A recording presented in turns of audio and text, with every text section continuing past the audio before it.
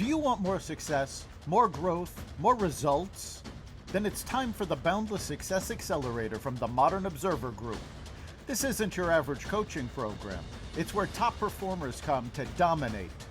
Weekly group sessions, on-demand coaching, a community that's got your back, and a power-packed library of tools to supercharge your business and career. No more excuses, no more waiting. Get in, level up, and start building the life you've been dreaming about. Visit us at modernobserver.com/boundlesssuccess to join today.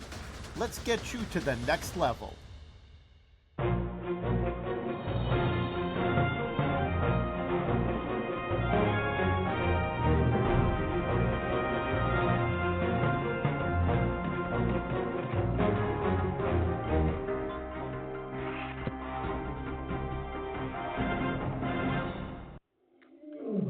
Welcome to another edition of Carnivore Bites. I'm your host, Jeff Sherman, along with Dr. Eric Lopkin. Dr. Lopkin, interesting week, and we can basically reflect a little bit on last week's development with the BBB, Big Beautiful Bill. Your thoughts, insights into it? Yeah, we talked about it last week. Of course, when we aired last week, it hadn't been passed yet. Now it is effectively law. Trump signed it in a ceremony on July 4th. And yes, I actually saw that. And it is amazing that I actually have to wonder, because I get a lot of email from Democratic politicians. Not personal email. This is their newsletters and the stuff they send out to constituents. And reading through this, I don't think any of them ever actually read the bill, because their big push against this is, oh my God, it's cutting Medicaid and Medicare. Okay, now, first of all, if you actually read the bill, the cuts to Medicare are new requirements that people getting Medicare have to adhere to, Medicare and Medicaid. Now, in the grand scheme of things, these are not stringent requirements, but they are actually more lenient than the requirements that Bill Clinton put in when he reformed Medicare, that the Democrats were all for.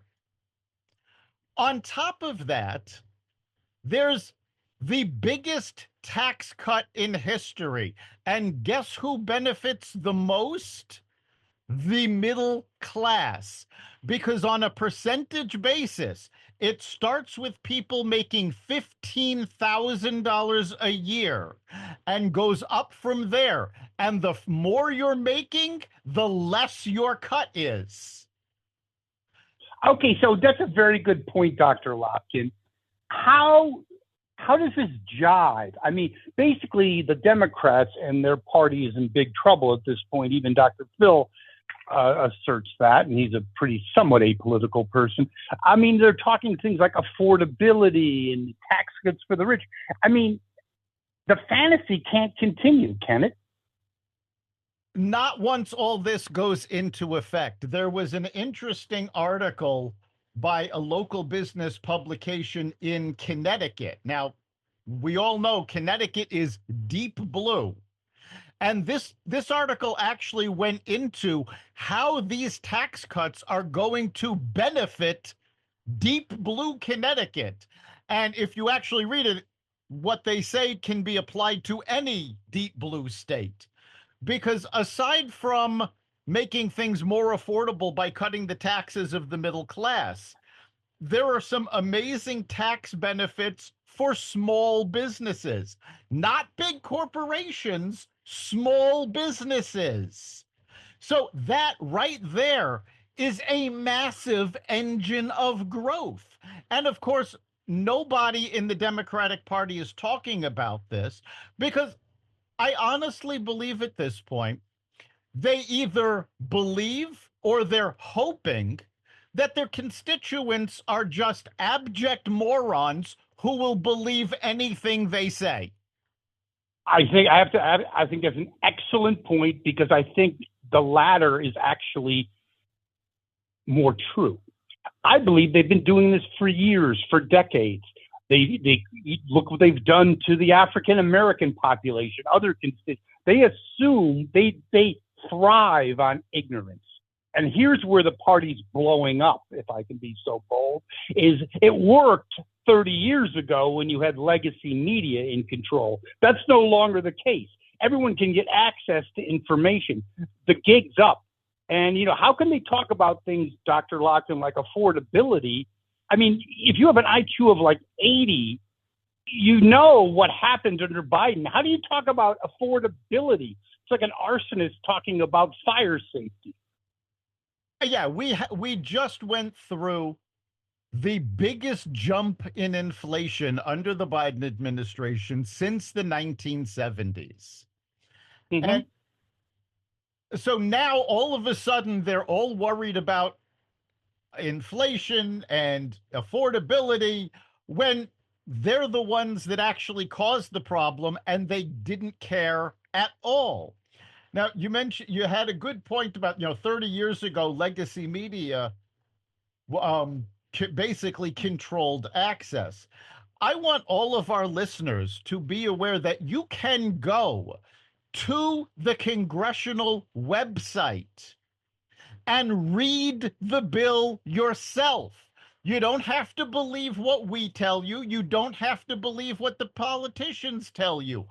Go read the bill and make up your own mind. Interesting. You say you get correspondence from congressional leaders. I know you live in Rosa DeLauria's district. Do you get any correspondence from the purple-haired genius? I do. She doesn't send out much, but I do get from her. The reading level of maybe an eighth grader? Something like that. I mean, she doesn't she doesn't actually say much. She rants about the Republic. Yeah, she rants about the Republicans, but most politicians will focus these publications on their achievements.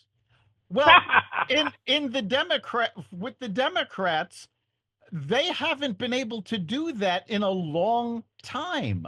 They don't have any real achievements. Now, I've actually lived in Rosa DeLauria's district for about 24 years or so. And she has been my congresswoman the entire time. And I have to tell you, I can't name one thing she's actually accomplished in those 24 years. I can. Dyeing your hair purple in the age of over 70. That's an accomplishment. I don't know a lot of people doing that. Other than that, I agree with you, zero. But it's in a bigger issue. You talk about things, they're talking about affordability, tax cuts for the rich. It's all lies. And then you look at, now you have to ask the question, are people getting on to this, knowing that it's a deceptive party that basically thrives on ignorance? You look at key states, like the Keystone State of Pennsylvania, which is actually transitioning to a red state. Democratic, you look at Republican voter registration way up, Dems way down. And that's true in other states, such as Arizona. There's something going on. There's something there, isn't it? There's definitely something there. And part of it is actually generational, because we are seeing young people register for the Republican Party in numbers that haven't been seen since the early 1980s under Reagan. Mm-hmm. Usually, young people... can I reflect on that, please? I have to reflect because it's kind of interesting, and I think it's what's going on now. Having been there during the, let's say, Reagan Revolution, I was a young person, and I think the same thing. It was hip. It was cool to be Republican. I have to imagine the same phenomenons going on now. It was cool when I was in college, right out of college, to be capitalists to be successful. Reagan was cool, even though he was older, just like Trump. Aren't there parallels here? There are a lot of parallels, but I think actually a lot of it has more to do with the parallels between Joe Biden and Jimmy Carter than Ronald Reagan and Donald Trump. The young people who are registering to vote now just saw this miserable economy, suffered. Most of them did not have graduation ceremonies because of COVID. Even after COVID, most of their classes are now at least in part virtual.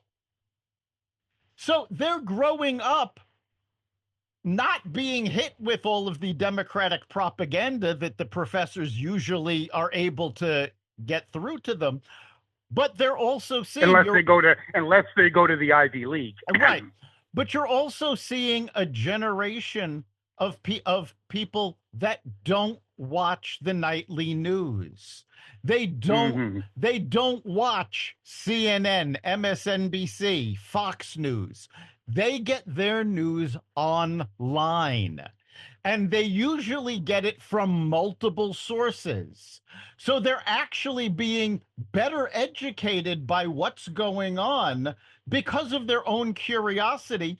And there is also another parallel going on where young people are looking at the government basically the same way from the 60s. Don't trust anybody over 30. There is an incredible amount of cynicism and mistrust in the younger generation. And because of that, they're actually looking for answers on their own. They're not believing what the politicians are saying. They're not watching the nightly news or the cable news channels. Isn't it interesting, Dr. Lopkin? I love parallels and I love history. You talk about the generation that said don't trust anyone over 30. Well, guess what? They're Neil Young now and they're 70 plus. But it's kind of interesting that you talk about, how paradigms are shifting. The real, only rock solid constituency crossing any ethnic lines is old farts. They're the die in the wool, right? And elitists, which are a big part of that group. But yeah, you talk about the irrelevancy tour. That's the Democratic Party. They're not resonating, even I think with young minority groups, especially Hispanic. That's a very dire position to be in, isn't it, Doctor? Yeah, Hispanics are leaving the Democratic Party. African American males are leaving the Democratic Party. We saw this in the presidential election, but registration trends are also showing this because they're looking at Trump and they're going, wait a minute, he's actually doing things to help us. African Americans looked at the lawfare that went against Trump and they went, wait a minute, he's fighting the system. He's in the same situation we are. Hispanics looked at Trump and they said, look, he's securing the border. He's actually preventing illegals from coming over and making sure everybody has to come over the same way we did. It's funny that you said, funny and interesting what you're saying about African Americans saying, yeah, well, he's fighting the system. Isn't it interesting that, back in the day, a billion years ago, when Neil Young was still relevant, it was the Democratic Party that was fighting the man. Now the Democratic Party is the man, isn't it? Ironic. It is. And, this is something I'm not quite sure when it started, but the Democrats, once they became the establishment, and I don't think it happened all at once. I think first it happened with the labor unions, in particular the teachers' unions, starting to control what was being taught. And then the media. And then finally, under the Obama administration, the Democrats really took over to the point where they thought the Republicans were never going to be able to come back. And They locked in the fact that they were the establishment, they were in control. Well, guess what? The same people that didn't want to be controlled in the 60s, now they're the ones touting, oh, that we need to be in control. And And yes, go ahead. Sorry. and they're getting the same response that the Republicans did in the 60s, going, no, we're not listening to you. Isn't it funny when you talk about control? You look at how can you identify a liberal? You'll see them with still wearing masks. They actually enjoy the same generation, same mindset that was at Woodstock '69. And, we don't need control. Do your own thing, all that kind of stuff, right? They're the ones, they love control. I've heard discussions where, they like that, there's videos everywhere, blah, blah, blah. The list goes on, but again, ironic, isn't it? It is. The Democratic Party has taken, now, when I was young, when I first registered to vote, I was a registered Democrat. And now that was in the early 90s. And I am absolutely amazed at how the party has done a complete 180 from where it was just when I was a Democrat. Never mind, the 1960s, and beyond. In the last 30 years, it has done a complete 180. You are 100% correct. No other party in my lifetime has done that. And you have people like Dr. Phil and others, again, even like Bill Maher said, the party's not leaving me. I'm not leaving the party. They're leaving me. Dr. Phil talks about the Democratic Party needs to be reconstituted. I mean, if it keeps on going, this is not just wishful thinking or partisan ideology, although that's a part of it, but they might drift into the Whig situation of being irrelevant, Whig Party of the 1800s.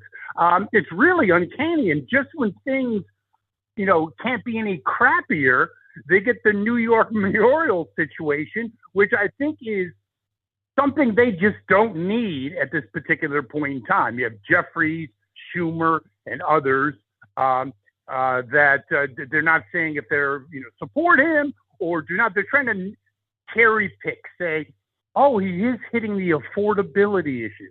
Jerry Nadler's the only idiot. And what an idiot. He's head of the Jewish congressional constituency, and he actually endorses this anti-Semite. What a fat moron.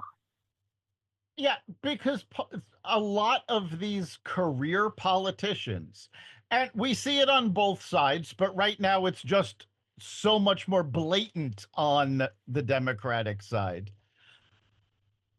They will do anything for party. Doesn't matter if it's not good for their constituents. It doesn't matter if it's bad for New York, if it's bad for the country.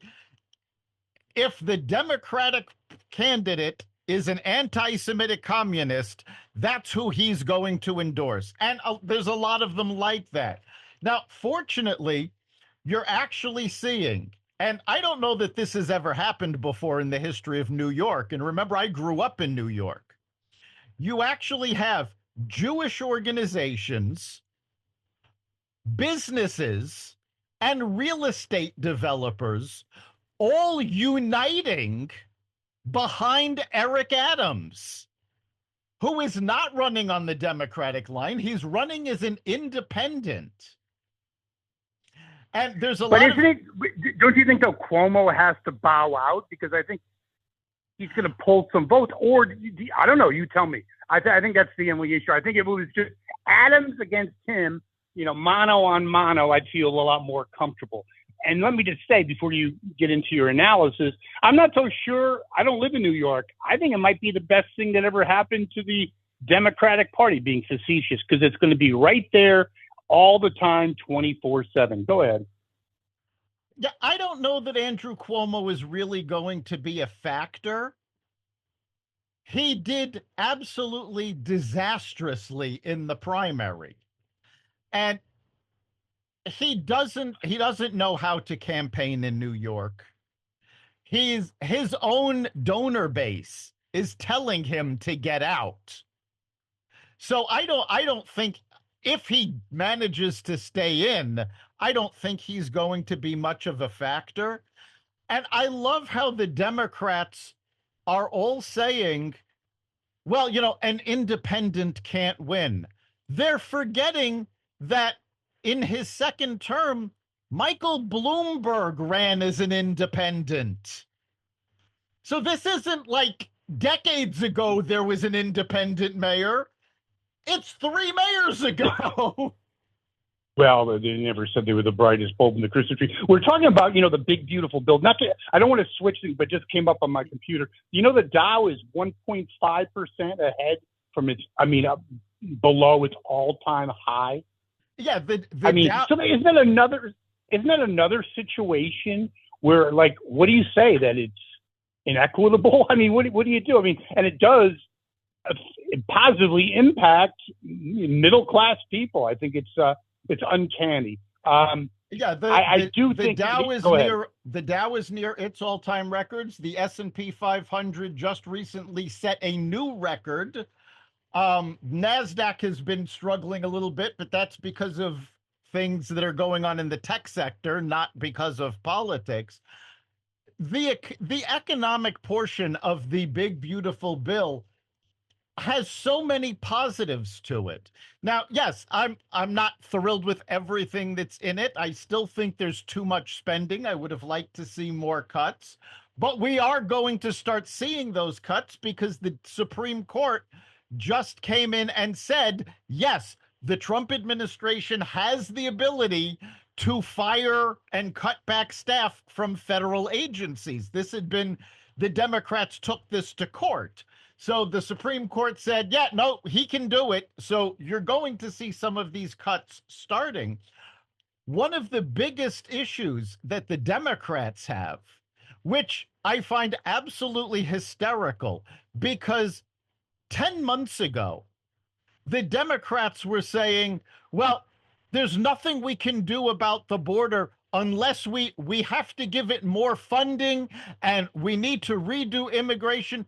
In the big, beautiful bill, there is a ton of new funding for border security. And now that it's the Trump administration doing it, the Democrats are against it, despite the fact that they were pushing for it just over a year ago. Isn't it just indicative, though, of a party that's lost its bearings?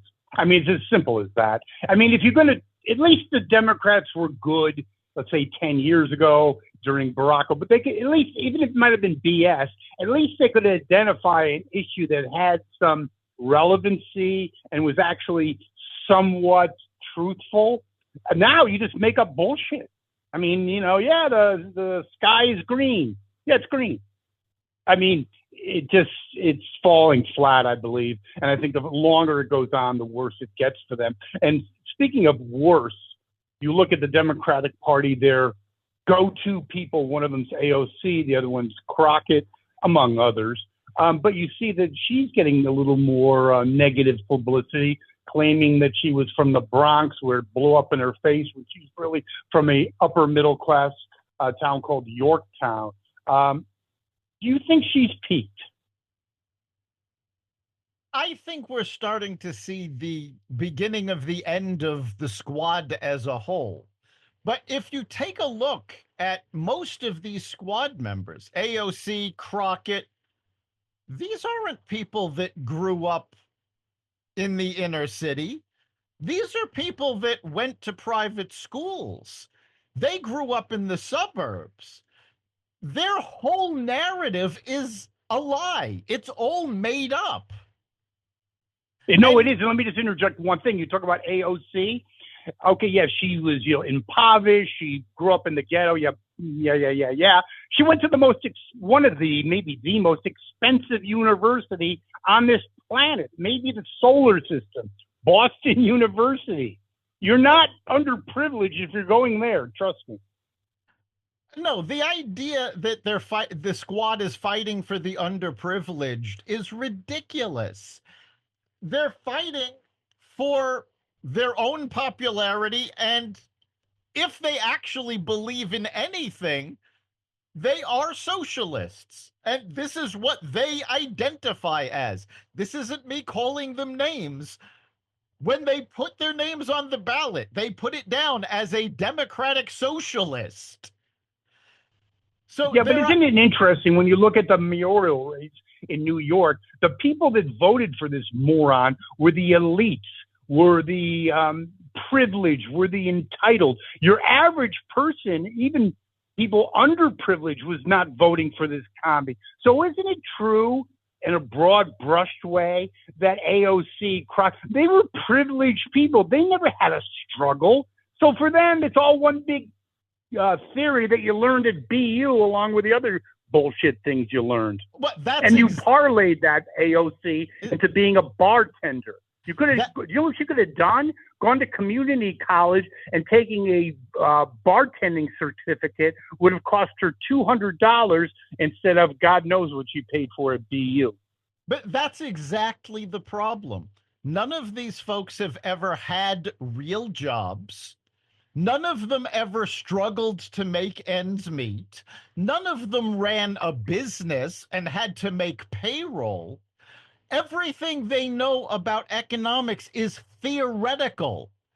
They didn't have to deal with any of this. And so when they tried to talk economics, and this absolutely blew my mind. There is an amazing video that is out there. You can probably still find it on YouTube. It was an interview that AOC did, and the interviewer was challenging her about economics, and she literally said, well, you know, I don't know anything about economics.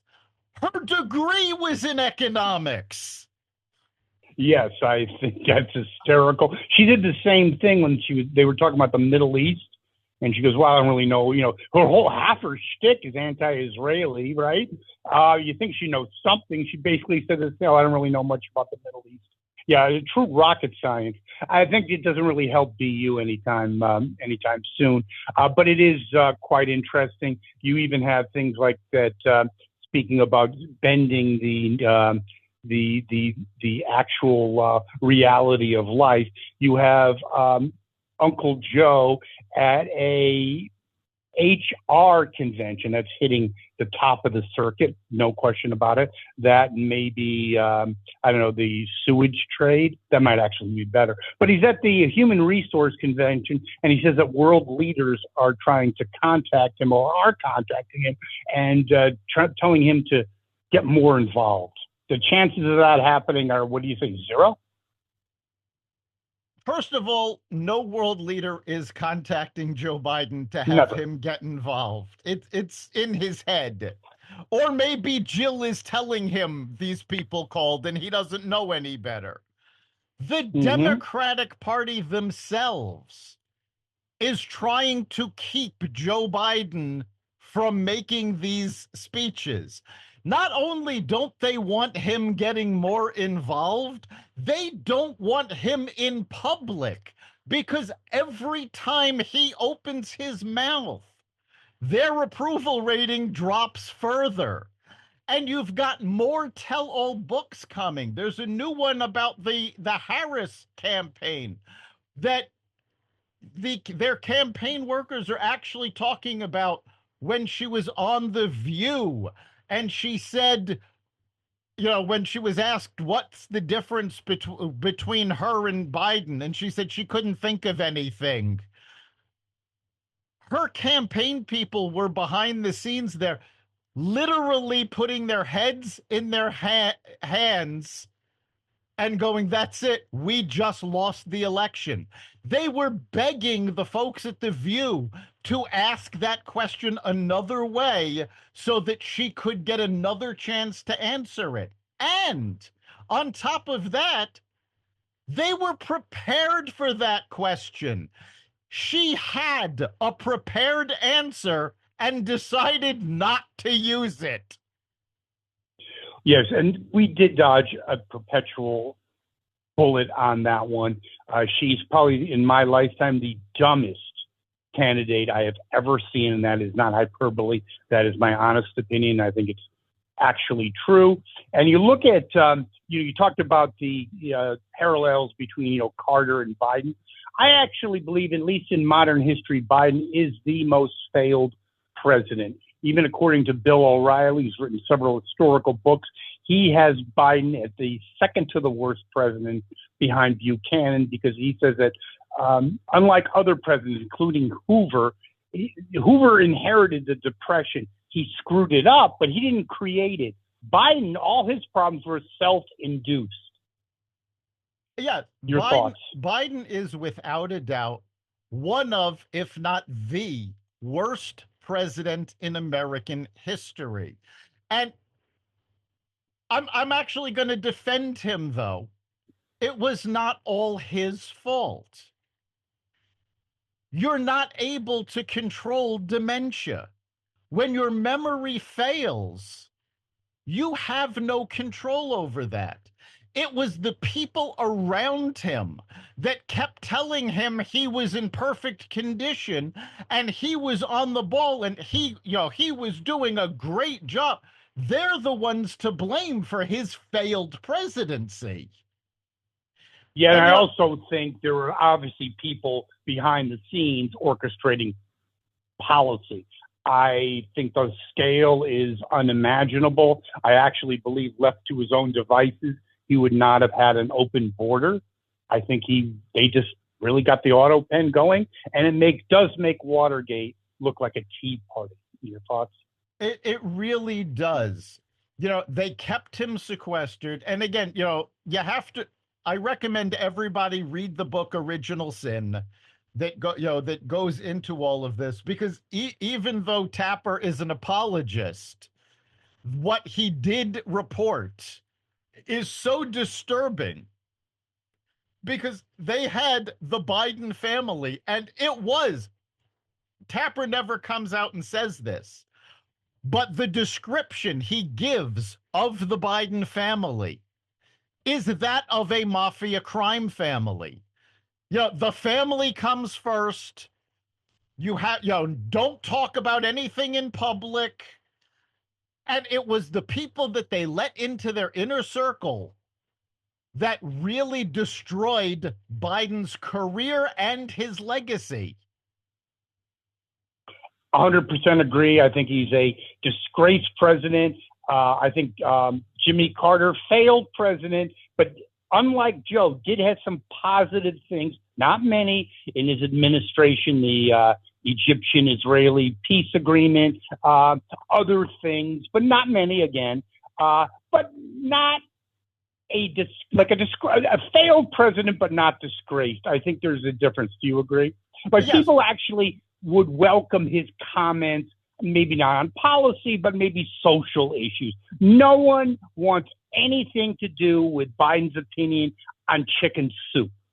No, when Carter left the White House after his failed presidency, he was still able to go out, give speeches, be inspirational. He was still a leader. In fact, I think he was more of a leader after he left the White House than he was during his presidency.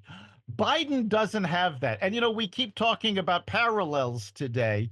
And, I am glad that Jimmy Carter lived to see somebody have a worse presidency than he did. By the same token, kept him alive.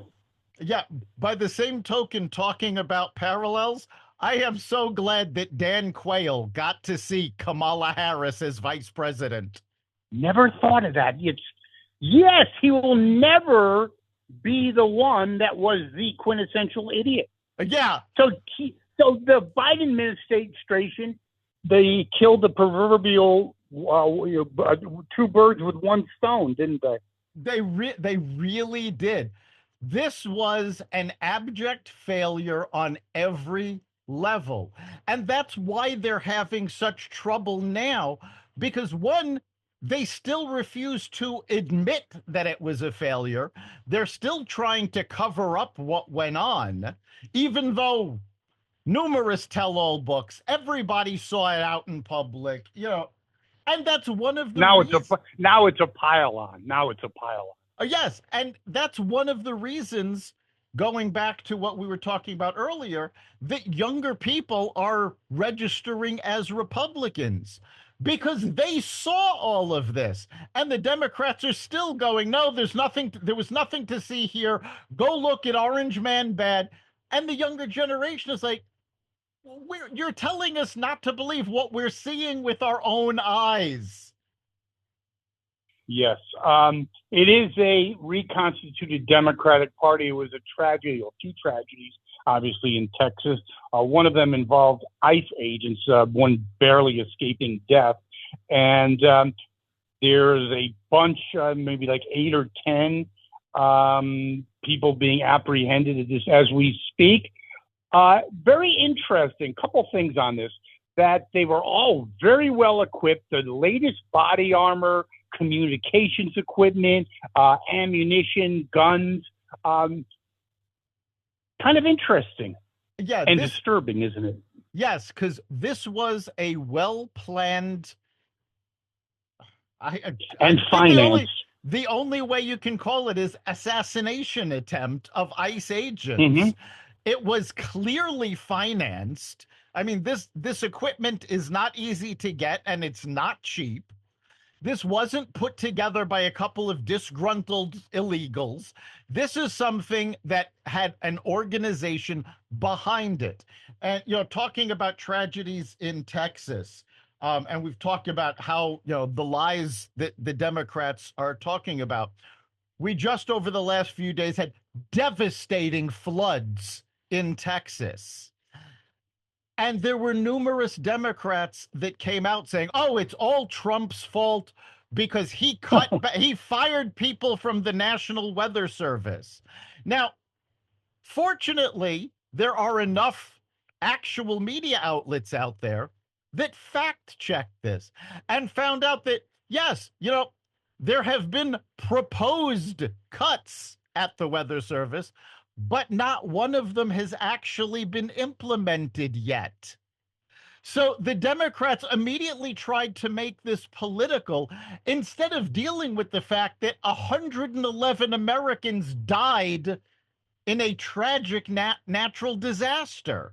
Now, you want to make this political? Democrats could have gone, look, this was climate change. This is why we need to work on this. They could have proposed solutions. Did they do that? No. Yeah, I think their knee-jerk reaction, again, is their continuous efforts to commit political suicide. And I'm sure this will continue and continue until they get some kind of leadership that can, reel this in. You do have the continuing showdown in MacArthur Park, L.A. I don't think that's playing out well for the Democrats either, do you? No, it really isn't. You've already seen the situation in California sort of fall off the front pages.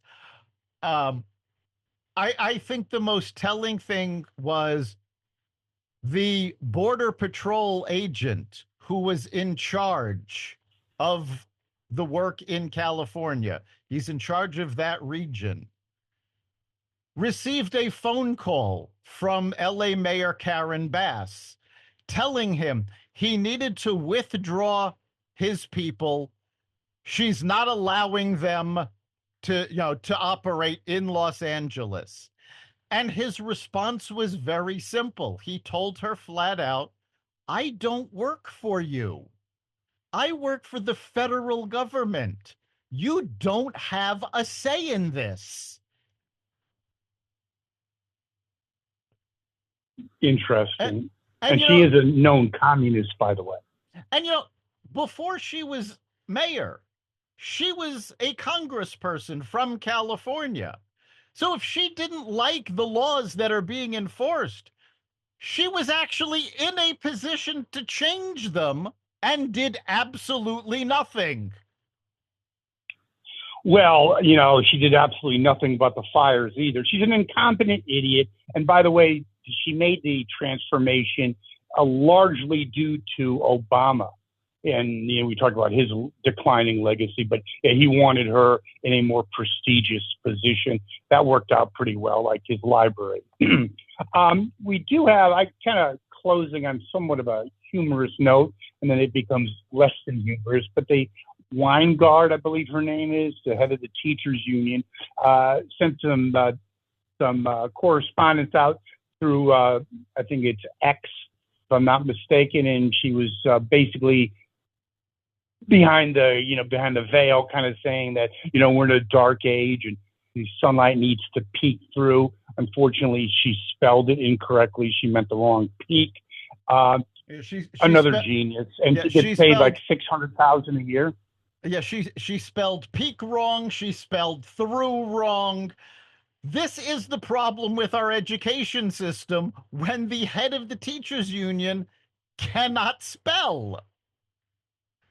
And the teachers union as a whole has become, it's got nothing to do with education. It's got nothing to do with the welfare of teachers, and it certainly has nothing to do with the welfare of our students. You have a political organization that has now announced that they are ending a partnership with the Anti-Defamation League, a partnership that, by the way, goes back over 30 years. The Anti-Defamation League provided teachers with information about how to fight anti-Semitism and the dangers of anti-Semitism. Now, in the entire partnership, no teacher was ever required to use these materials. They were never charged for any of these materials. This was just the the ADL gave them the materials to look over, and if they wanted to use them, great. The NEA has now announced they are no longer going to accept these materials because they are now working with, apparently, the anti-Semitic pro-terrorist CAIR organization, and that's CAIR, Council of Arab Islamic Relations, something like that. Well, it's interesting that you talk about the teachers union. I think they're purely a political organization, and I don't even think they do very much for teachers. How do you like that? No, which they is don't. Supposed to be their number one. I'm dead serious about that. Yeah, I think their major focus is political. I have spoken to a lot of teachers, and most jurisdictions require a teacher to be a member of the union, and most teachers are not happy about that. They don't like what the union is doing. They don't like the fact that they are so political and they don't care what the teachers actually think. And they're not there for the teachers. Yeah, so that's a misnomer that there's this group that is such stridently for lockstep with teachers. No, it's a rogue political organization that is basically just like the USAID. It's basically a funneling apparatus for democratic initiatives. It really is. And before any of our listeners go, well, wait a minute, what evidence do you have that that money's being funneled to the Democrats? USAID was completely defunded. Less than 3 weeks later, the DNC ran out of money. Do you really think, do you really think this is a coincidence? Yup, and I have a bridge to sell you. There you go. Well, Dr. Lopkin, another great show, a lot of topics. We're really kind of things are really ramping up. I mean, when you have Donald Trump in the White House, there's no shortage of topics, are there? That's for sure. He had his 6th cabinet meeting yesterday. All 6 of these were videotaped and released on to the media. He's been in office 6 months. Joe Biden had 9 cabinet meetings in his entire 4-year term. And yesterday's most of them orchestrated. Yes, and yesterday's cabinet meeting, apparently, was longer than all 9 of Biden's meetings combined. I didn't know that, but it's really not shocking to me. I think, yes, you are correct. You said this earlier. Every time Biden raises his head, the Democratic constituency and leadership goes, oh, not again. It's like the drunken uncle that shows up to the Christmas party. You're like, oh, who invited him? I don't know. He just showed up. Exactly. Well, Dr. Lopkin, our listeners can contribute to the show and be a part of it, can't they? Yes, they can. We want to know what you have to say. Message us at the Carnivore Radio Facebook page. You can also go to xvadio.com/connect.